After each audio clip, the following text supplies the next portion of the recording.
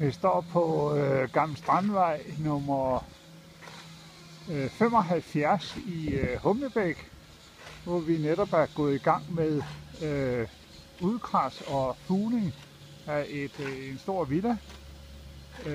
Der er en del sten, der skal udskiftes i facaderne, og det er vi i gang med. Huset er cirka 100 år gammelt og er samtidig bevaringsværdigt hus. Vi har på den gavl her på annekset, der har vi skiftet cirka 100 sten ud. Vi er knap blevet færdige og har krasset fugerne ud. Vi er i gang med at krasse fuger ud, og det fortsætter vi med. Og efter at fugerne er krasset ud, så skal det højtryksrenses, sådan så at tingene er fuldstændig rene, inden vi begynder fuglingen. Terræs,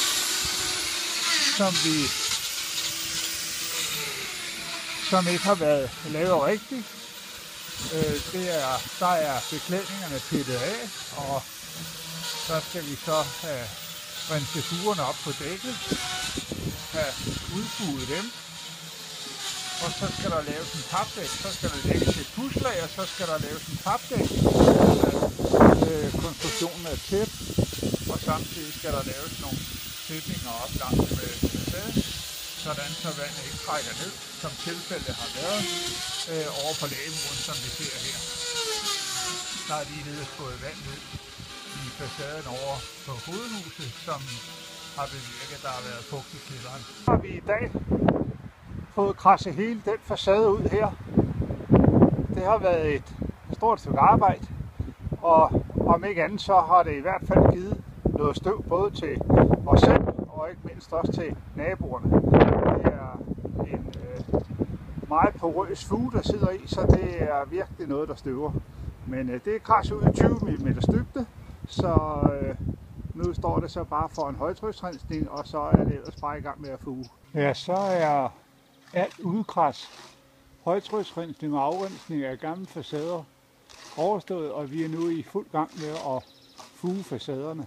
Der er kradset ud i ca. 20-25 mm dybde, og alt er højtryksrenset med en ret kraftig højtryksrenser. I det er vigtigt at få alt gammel snavs ud, inden man overhovedet begynder at fuge.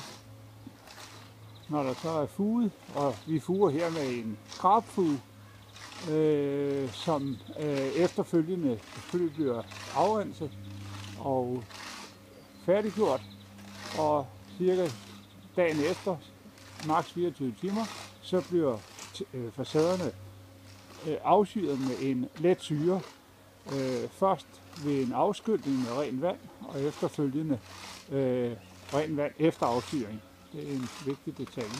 Det ses et ret stort stykke arbejde, men det er noget, den facade her i særdeleshed rigtig godt af. Den var meget nødt til.